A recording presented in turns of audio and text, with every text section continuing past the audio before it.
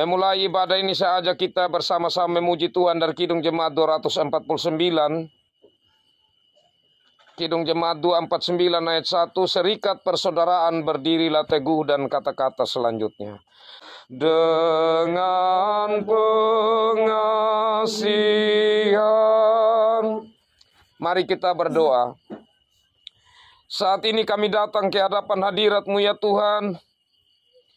Anak-anak-Mu yang Tuhan kumpulkan di kampung ini, di rumah ini, sebagai ikatan persaudaraan yang Tuhan ciptakan, yang Tuhan izinkan untuk kami terus berjalan bersama-sama. Dan malam hari ini ya Tuhan, dalam kebersamaan kami, dalam rangka untuk urusan adat perkawinan anak saudara kekasih kami Meldi, kami bersama-sama satu hati datang ke hadapan hadirat Tuhan. Lewat ibadah ini kami memuji memuliakan nama Tuhan, dan kami mau mendengar suara Tuhan lewat firman Tuhan. Karena kami percaya bila Tuhan berpihak kepada kami, bila kami berpihak kepada Tuhan, bila kami menyerahkan akan seluruh perjalanan rencana kami ke dalam tangan pengasihan Tuhan, maka Tuhan akan bertindak, maka Tuhan akan menopang kami. Ya Tuhan, saat ini kami membuka diri kami bersedia untuk firman-Mu datang dalam hidup kami. Dan mari datang dan berfirman-Lah ya Tuhan, dalam Yesus Kristus kami berdoa. Amin. Kekasih-kekasih Tuhan, bagian firman Tuhan saya pilih dari surat Rasul Paulus kepada jemaat di Efesus. Efesus pasal 4.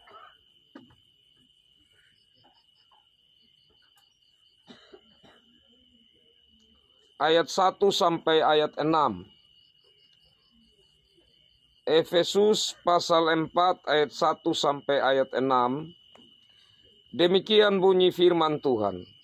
Sebab itu aku menasihatkan kamu, aku orang yang dipenjarakan karena Tuhan, supaya hidupmu sebagai orang-orang yang telah dipanggil berpadanan dengan panggilan itu. Hendaklah kamu selalu rendah hati, lemah lembut, dan sabar. Tunjukkanlah kasih-Mu dalam hal saling membantu. Dan berusahalah memelihara kesatuan roh oleh ikatan damai sejahtera.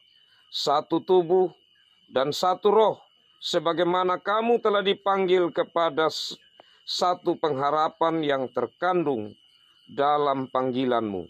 Satu Tuhan, satu iman, satu baptisan, satu Allah dan Bapa dari semua, Allah yang di atas semua, dan oleh semua, dan di dalam semua.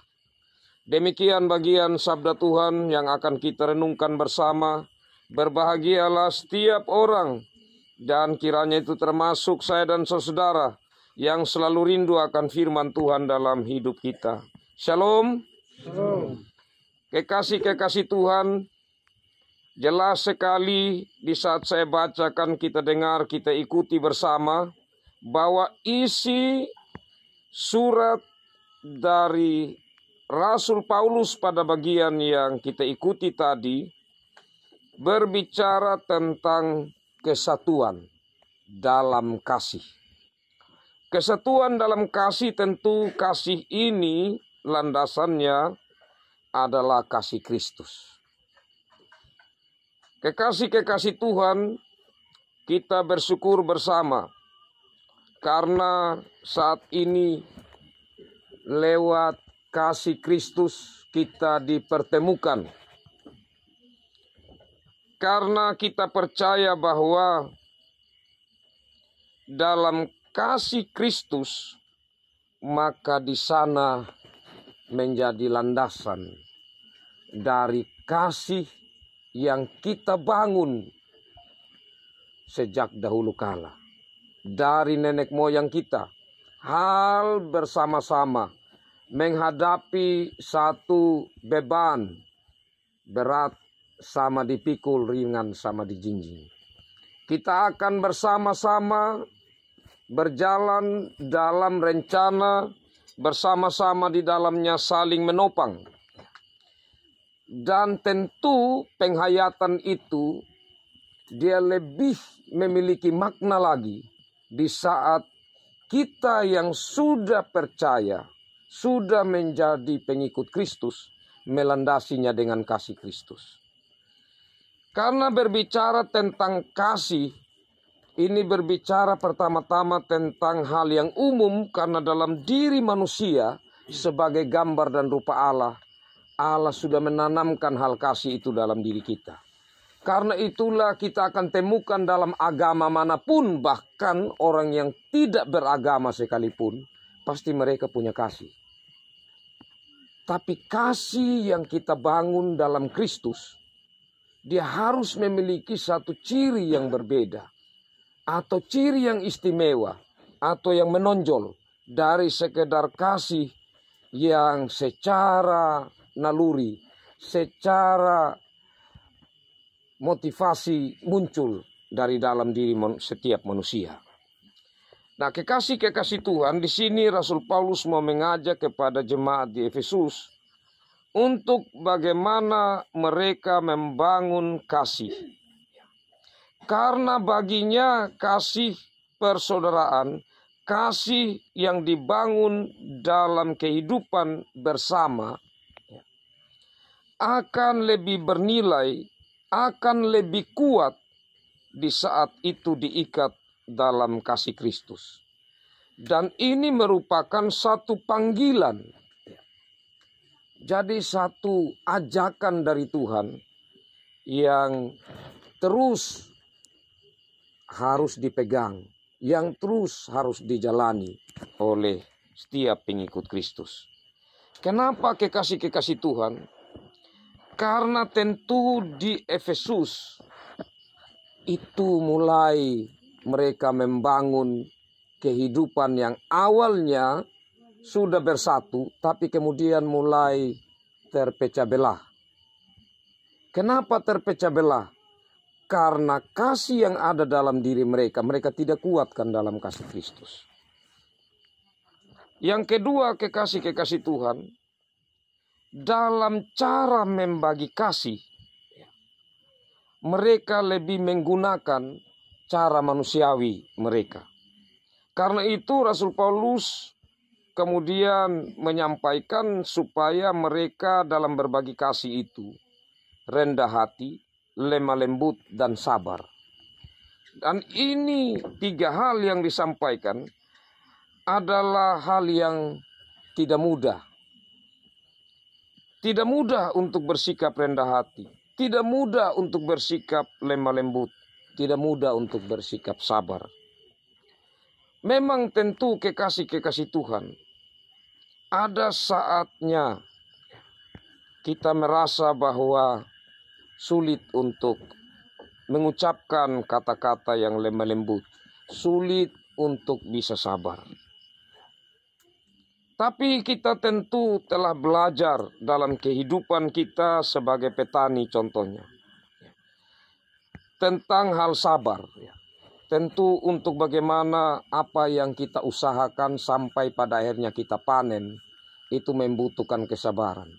Dan dalam kesabaran itu kita tentu membutuhkan di sana kesetiaan untuk bagaimana kita mengurus apa yang kita upayakan sampai kita mendapatkan hasil pada akhirnya.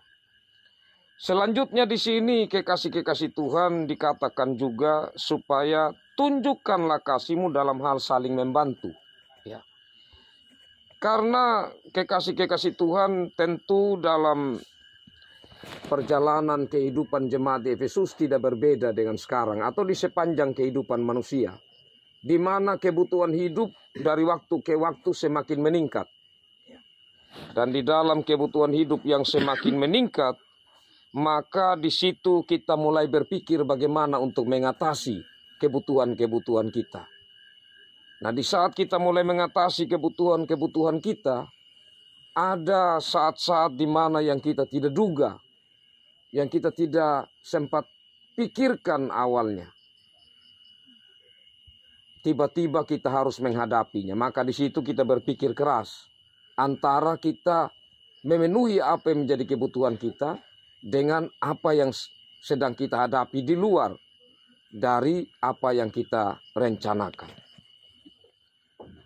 Nah, kekasih-kekasih Tuhan, tentu kalau kita bicara tentang hal kesatuan dalam kampung menghadapi berbagai urusan, baik itu membangun rumah, urusan perkawinan dan lain sebagainya, tidak pernah ada cerita bahwa orang melakukannya secara sendiri. Pasti akan berupaya secara bersama-sama. Ya, apalagi di saat kita melihat kebutuhan hidup semakin meningkat, harga barang semakin naik, maka di mana-mana orang sudah buat kelompok. Kelompok yang tidak terbatas saja dalam rong, tapi bisa juga dia lebih meluas untuk saling menopang, untuk saling membantu satu dan yang lainnya. Kekasih-kekasih Tuhan, tentu saat ini, saat-saat kita memang kalau secara budaya begitu, mungkin saat-saat seperti ini sudah mulai-mulai ya, untuk ada urusan-urusan dalam keluarga, masuk di mulai bulan Mei, bulan Juni, seterusnya. Orang mulai setelah kerja sawah, orang mulai berpikir untuk bagaimana dengan urusan-urusan secara keluarga. Nah, di sini kita mendapat tantangan tersendiri sebagaimana saya katakan tadi. Kebutuhan hidup kita meningkat. Antara apa yang sudah biasa kita lakukan dalam keluarga dengan apa yang sedang kita hadapi saat ini. Dalam keadaan seperti ini, kekasih-kekasih Tuhan, maka panggilan kita sebagai orang Kristen yang membagi kasih itu menjadi satu tantangan tersendiri. Bagaimana ya kita menghadapinya? Ada begitu banyak hal yang sedang kita pikirkan, yang kita sudah rencanakan. Tapi saya percaya bahwa kita bukan baru kali ini melakukannya. Ya. Kita sudah melewati beberapa tahapan urusan-urusan secara keluarga. Kenapa kita mampu melewatinya? Kenapa kita bisa menghadapinya? Ya, tentu kita percaya bahwa kita menyerahkan diri kepada Tuhan. Kita percaya bahwa kesusahan hari ini tidak akan mungkin dia susah terus. Pasti hari ini ya hari ini. Besok ada jalan keluar lagi yang Tuhan akan berikan bagi kita. Itu yang menjadi modal kita kekasih-kekasih Tuhan, sehingga kita mengundang Tuhan untuk kita bersama-sama menyerahkan apa yang menjadi pergumulan dari kekasih kita, Bapak Meldi sekeluarga, yang tentu menjadi pergumulan kita bersama. Dan kiranya kesatuan yang kita bangun, kita menyerahkan kepada Tuhan dan kita percaya Tuhan yang akan menopang kita, sebagaimana bagian terakhir dikatakan, Bapa dari semua, Allah yang di atas semua dan oleh semua dan di dalam semua. Kita percaya Dia yang akan menopang kita, Dia akan menyertai kita. Entah bagaimana caranya, tapi kita punya pengalaman iman di saat kita berserah kepada Tuhan, bagaimana Tuhan menopang kita. Dan kita berdoa bersama supaya hikmat Tuhan menyertai kita dalam pembicaraan sebentar, dan Tuhan memberkati apa yang akan kita lakukan selanjutnya. Tuhan memberkati firman-Nya dan memberkati kita semua. Amin. Kekasih-kekasih Tuhan, mari kita kembali menyanyi memuji Tuhan dari Kidung Jemaat 417 ayat 1. Serahkan pada Tuhan seluruh jalanmu, kuatirmu semua ditanggungnya penuh, dan kata-kata selanjutnya. Serahkan pada Tuhan seluruh jalanmu, Tuhan mengaturnya.